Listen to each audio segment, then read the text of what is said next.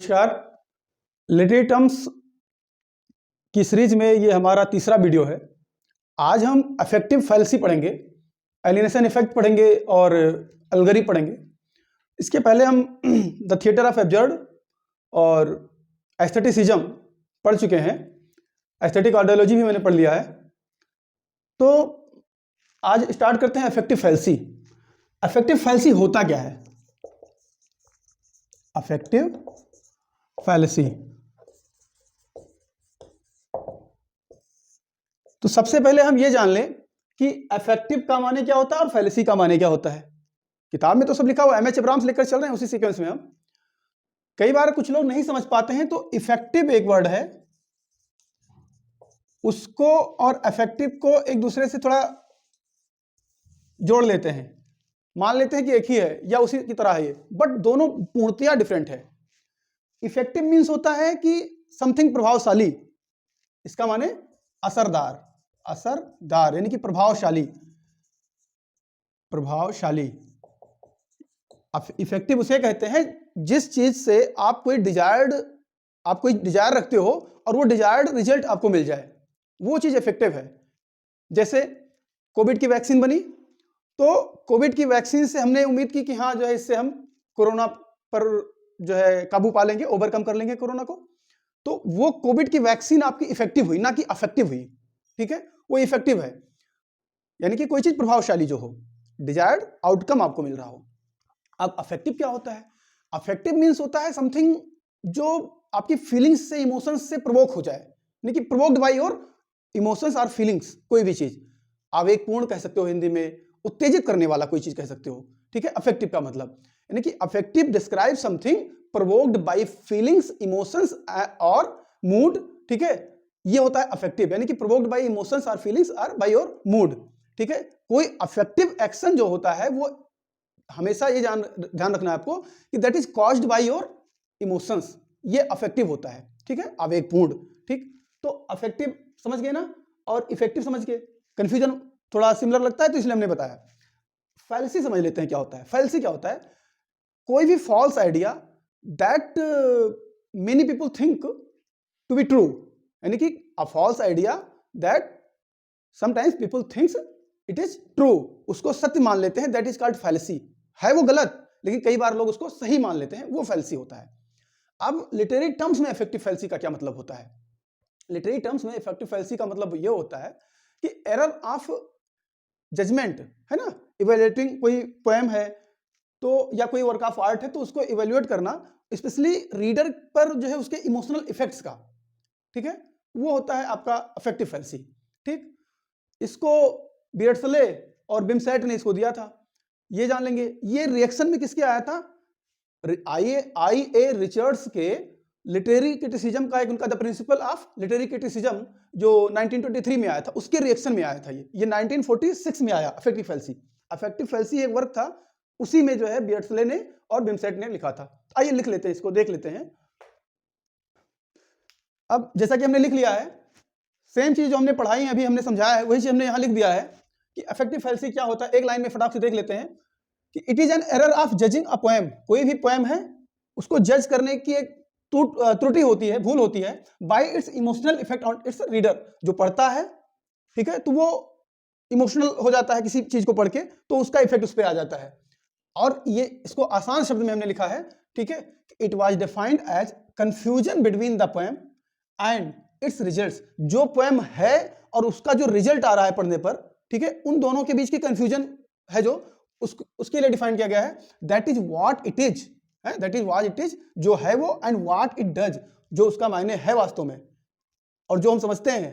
ठीक है, उन दोनों का जो डिफरेंस है उसके लिए it is said to be critical error of evaluating, वही चीज, a work of art in terms of its results in the mind of the audience. ठीक है, जो ऑडियंस है, कोई क्रिटिकल कोई वर्क है तो उसके इफेक्ट पर, उसके इमोशनल इफेक्ट पर क्या प्रभाव पड़ता है, यानी कि उस पर क्या इमोशनल इफेक्ट पड़ता है। ठीक है, कोई भी वर्क ऑफ आर्ट है तो उसके लिए लिखा जाता है। इट वाज डिफाइंड बाय, ये फैक्ट है, ये पूछा जा सकता है आपके एग्जाम में। It was defined by W.K. Wimsatt, Monroe, C Beardsley, 1946 में आया ये, और एक अफेक्टिव फैल्सी वर्क था उसमें दिया गया। फिर है it was reaction against I Richards principle of literary criticism. ये इंपॉर्टेंट है, इसको याद रखिएगा। पूछ सकता है कि आखिर अफेक्टिव फैल्सी किसके रिएक्शन में आया, तो it was a reaction against I Richards principle of literary criticism 1923 में ये दिया गया था, ये वर्क आया था, उसमें बताया गया उसके रिएक्शन में आया था। बस इससे ज्यादा अफेक्टिव फैल्सी से क्वेश्चन पूछ ही नहीं सकता। दो बातें इंपॉर्टेंट हैं, एक तो किसने डिफाइन किया और किसके अगेंस्ट में आया, दो, और ये वाली इंपॉर्टेंट लाइन पूछ लेगा, यही लाइन दे देगा एमएच अब्राम्स की, ठीक है, तो ये ध्यान रखना है। अब हमारा अगला जो टर्म है एलिनेशन इफेक्ट, उसको देख लेते हैं। अब हमारा टर्म जो है एलिनेशन इफेक्ट है, तो एलिनेशन इफेक्ट होता क्या है? एलिनेशन मीन्स क्या होता है? कोई चीज एलिनेट मीन्स दैट अलगाव, आइसोलेशन होना, यानी कि दूर होना भावनात्मक रूप से। तो जो आपके ब्रिटेल ब्रेस्ट हैं, इन्होंने क्या किया कि जो रशियन फॉर्मुलिस्ट थ्योरी थी, जो रशियन फॉर्मुलिस्ट कॉन्सेप्ट था डीफेमिनाइजेशन, उसको अडॉप्ट किया और इन्होंने कहा कि ये एलिनेशन इफेक्ट है।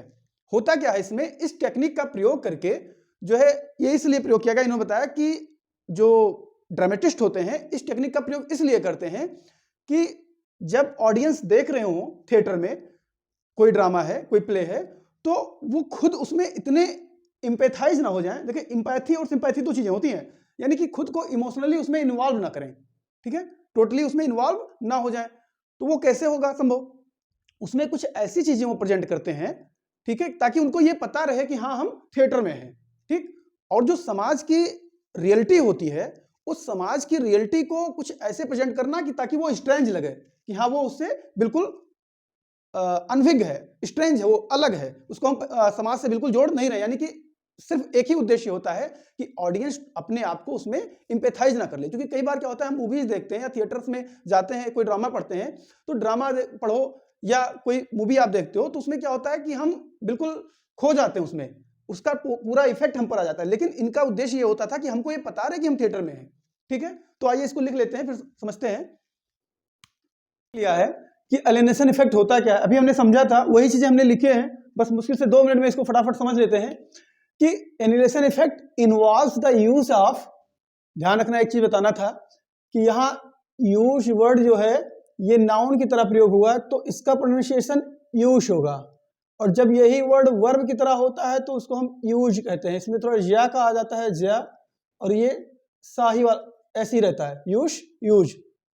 अगर वर्ब है तो यानी कि प्रयोग करना तो यूज, और अगर प्रयोग तो यूज, ओके, वो दूसरी बात थी लेकिन फिर भी बोल दिया मैंने। It involves the use of techniques to distance the audience from emotional involvement. Alienation effect ऐसी टेक्निक को इन्वॉल्व करता है कि ऑडियंस जो है इमोशनली इन्वॉल्व ना हो किसी थिएटर में, किसी ड्रामा में, इन द प्ले में, through jolting reminders. Jolting reminders, jolting means something that is something given as a shock, अचानक कोई झटके से कोई शॉक देना, दैट इज जॉल्टिंग। तो कुछ ऐसा अचानक शॉकिंग रिमाइंडर दिया जाता है उसको, ऑडियंस को, ठीक है, कि वो उसमें इन्वॉल्व ना हो, कुछ एक्स्ट्रा दिखाया जाता है। ऑफ द आर्टिफिशियलिटी, क्या कुछ आर्टिफिशियलिटी दिखाई जाती है ऑफ द थिएट्रिकल परफॉर्मेंस, ठीक है, जो थिएट्रिकल परफॉर्मेंस है उसमें हम ये समझें कि हाँ ये ड्रामा है, इन्वॉल्वमेंट ना हो emotional. It this term was coined by German dramatist, ये इंपॉर्टेंट है आपका, बर्टोल्ड ब्रेच्ट, ये इंपॉर्टेंट है, क्वेश्चन पूछा जा सकता है, आया है कई बार। In his epic theatre 1920s, 1920 के जो का डिकेड था, दशक था, एंड लेटर उसके बाद भी द जर्मन ड्रामेटिस्ट ने क्या किया था कि इसको अडॉप्ट किया था, फॉर्मलिस्ट कॉन्सेप्ट ऑफ डीफिल्माइजेशन। पूछ सकता है कि हाँ कहाँ से अडॉप्ट किया, तो ये आपको बता देना है कि formalist concept of defamiliarisation into what he called alienation effect, Russian था ये, ठीक है, जहां से अडॉप्ट किया। It is also translated as estrangement effect, इसको स्ट्रेंजमेंट इफेक्ट भी कहते हैं, या आप डिस्टेंसिंग इफेक्ट कह सकते हो। डिस्टेंसिंग इफेक्ट का मतलब यही कि हम उससे दूर हो रहे हैं, ठीक है, इन्वॉल्व नहीं हो रहे हैं, ठीक है, खुद को आइसोलेट करना एक हिसाब से कह लो आप, ठीक है, प्ले से आइसोलेट करना, बाकी वो आइसोलेट का सेंस दूसरा होता है। Bertolt Brecht said that alienation effect is used by dramatists to make familiar aspects of present social reality seem strange. हमने अभी स्टार्ट में ही बताया था, ये चीज मैंने पहले बता रखी है कि इन्होंने कहा कि alienation effect का प्रयोग क्यों किया जाता है, ड्रामेटिस्ट क्यों करते हैं, टू मेक फेमिलियर एस्पेक्ट, जो फेमिलियर एस्पेक्ट है सोसाइटी का, जो प्रेजेंट सोसाइटी है, उसको ऐसा प्रतीत कराना है कि समझो वो स्ट्रेंज है। ठीक है, बस इतनी सी बात है, बाकी इससे ज्यादा क्वेश्चन बनने वाला है नहीं, 2-3 क्वेश्चन बन सकता है, तो आप समझ ही नहीं होंगे। एक तो जो है किसने दिया, ये कहां से लिया, और इसका दूसरा सेंस क्या होता है, स्ट्रेंजमेंट इफेक्ट होता है या डिस्टेंसिंग इफेक्ट होता है। ठीक है, और एलिनेशन इफेक्ट का मतलब क्या होता है, इसका यूज क्यों किया गया है। ठीक है, अच्छा एक चीज और, स्ट्रेंजमेंट इफेक्ट जो हमने बताया डिफिल्मराइजेशन, इसको रसियन में क्या कहते हैं, रसियन में हमने यहां लिखा नहीं था, आपको बता दें कि आप वरफ्रेम dunks effect,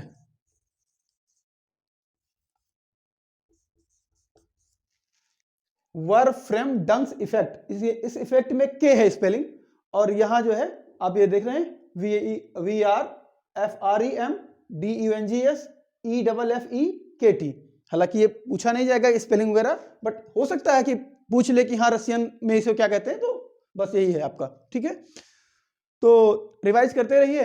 next literary terms अलगरी है हमारा, अलगरी लेकर हम कल मिलते हैं। नमस्कार।